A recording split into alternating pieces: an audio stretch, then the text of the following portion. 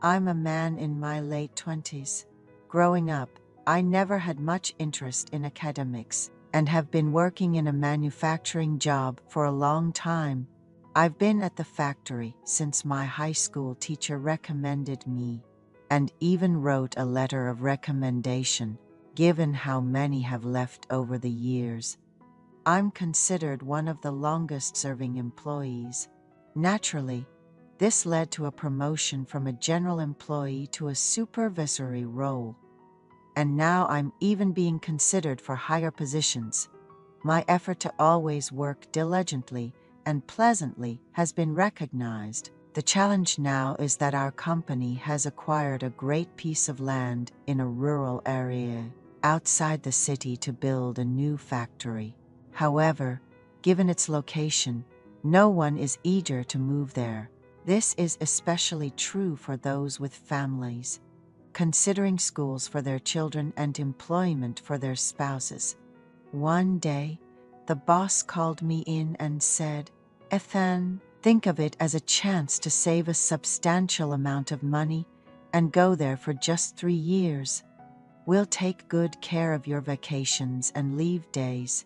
We're really short on people for management positions." After giving it some thought, the offer didn't seem too bad. The salary would significantly increase, and after just 3 years, I'd be guaranteed a promotion upon my return.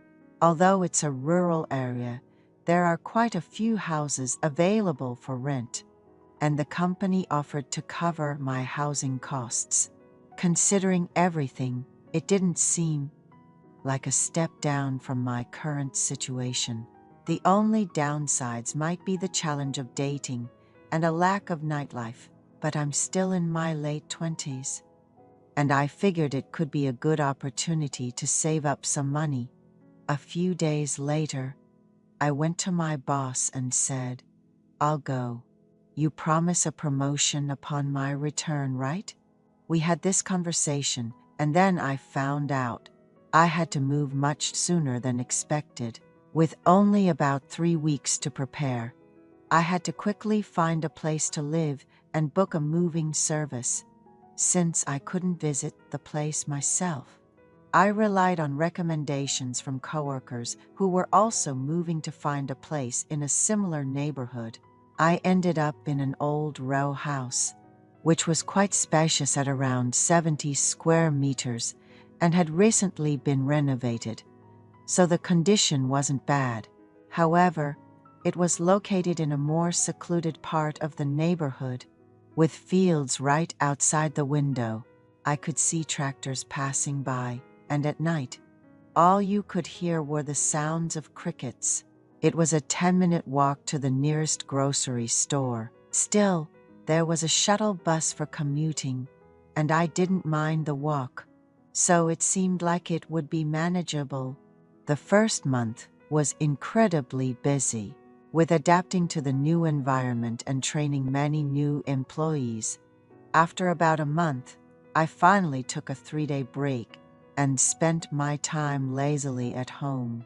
One day, I opened the window for some air and found myself gazing out at the fields, where I saw a woman working. She wore a wide-brimmed hat and a floral scarf that covered her face, making it hard to see her clearly.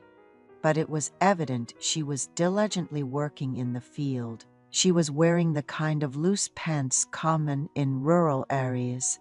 But what struck me as unusual was that she seemed quite tall and slender, not quite what you'd expect from someone in this neighborhood.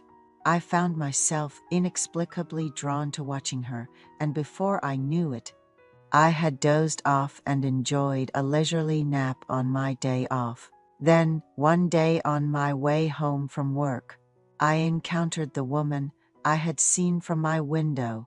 I was walking home from the company shuttle bus stop and saw her working in a field close to the road, driven by curiosity and a desire to know more about her. I approached and initiated a conversation. Getting closer, I greeted her with, "Hello. I've seen you around as I passed by." but this is the first time we're actually speaking." The lady glanced at me and stood up, saying, "Are you from the industrial park? Just moved into that mansion over there? Nice to meet you." She greeted me warmly. I didn't dare ask her age at first, meeting it seemed rude. From her appearance, she looked to be in her 40s, similar to the other women around the industrial area. A few days later, as I was returning home from work and decided to pick up some beer to kill time, she recognized me working in her garden and initiated a conversation. "Looks like you're just getting back." I was grateful. She spoke first and cheerfully responded, "Yes, it's been dark for a while, but you're still working hard."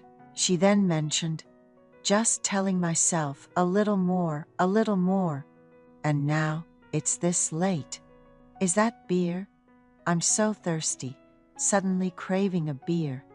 Seeing a good opportunity, I cautiously asked, "If you're not too busy, would you like to join me for a drink? I don't really know anyone around here, so it's a bit lonely." To my surprise, she happily agreed, dusted off her clothes, and followed me home. Upon arriving, she asked, "I'm a bit sweaty. Could I borrow a shirt? I'll just rinse off quickly." I was momentarily taken aback, but lent her a casual shirt and shorts. She then offered to cook with whatever was available at my place. In no time, she whipped up a delicious homemade meal that we enjoyed with the beer. As the alcohol set in and we chatted, she revealed she was in her 60s. I was honestly shocked. I would have guessed late 40s at most. She shared that her husband had passed away before their children were born, and since then, she has been living alone. As we got to know each other over drinks, we found ourselves lying on the floor, deep in conversation until our eyes met.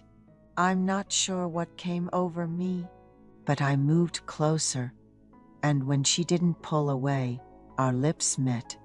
We naturally spent a pleasant time together until the early morning.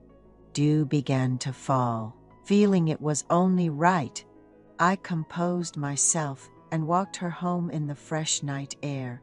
Turns out, she didn't live far. Despite the awkwardness, I was somewhat exhilarated as I returned home and eventually fell into an exhausted sleep. Heading to work the next day, I started to second-guess what had happened. In such a small rural community, rumors of our unusual relationship could spread, and I began to worry. Returning home after work with mixed feelings, I found her, dressed casually this time, waiting at my doorstep. She said, "I noticed you didn't have much for sides, so I made some. Please, take care." She was about to leave right after dropping them off.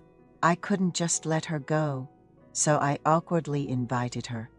"Since you've made the effort to bring the sides, why not stay for dinner?"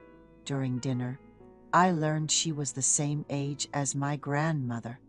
My grandmother had my father at a very young age, so the age gap wasn't that big. The realization that I had been intimate with someone my grandmother's age added to my confusion. However, she seemed indifferent or unaware of my turmoil, casually suggesting, "Just call me sister. It feels strange to be called aunt or grandma since I don't have kids," trailing off at the end. So from then on, I comfortably refer to her as sister, and she started bringing over dishes regularly since that memorable first night. Feeling the need to reciprocate, I often tried to create the right atmosphere. Around that ambiguous time, she started calling me honey in a way that felt more like how older women might address each other rather than a pet name. It's unusual, isn't it, to be called honey by someone of the same sex, nearly 40 years your senior.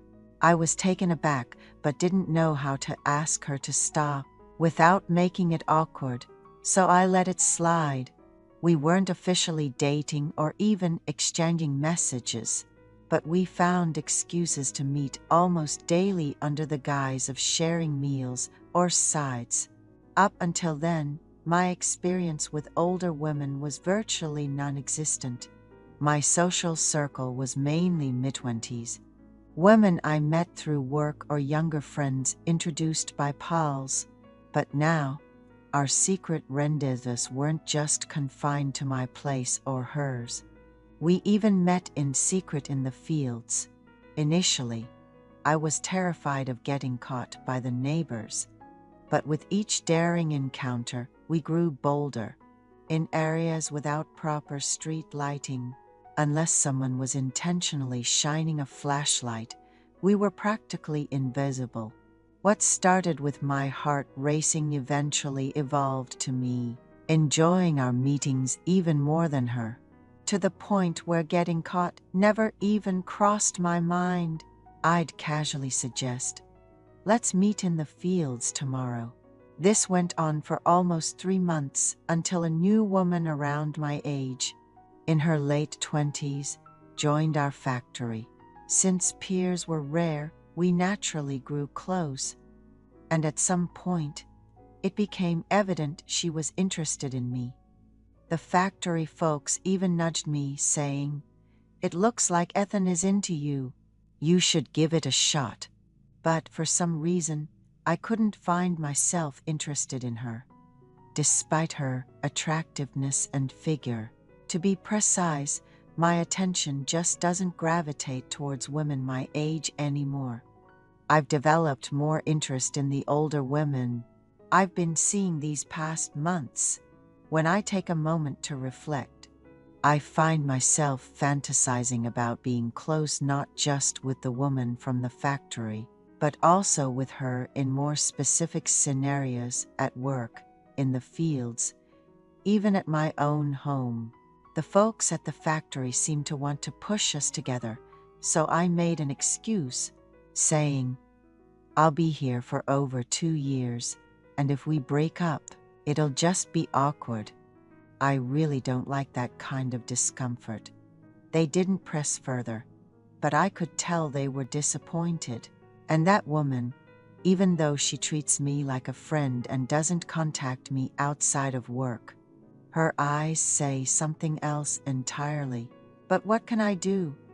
I no longer find women my age appealing, even while enjoying my time with this older woman. Thoughts like, "This really isn't right," keep creeping up on me. Yet, I rationalize that it's not so bad for the time being, as long as I'm living here. I've leaned towards just enjoying the situation I'm in, but then I worry about the future. What if, when I return to my hometown, I still don't find women my age attractive? Honestly, with over 2 years left here, I sometimes get frustrated wondering why I'm even thinking about this now. Can I just ignore it and enjoy the present? I hope I won't end up only being interested in women who are as old as my mom or grandmother when I go back.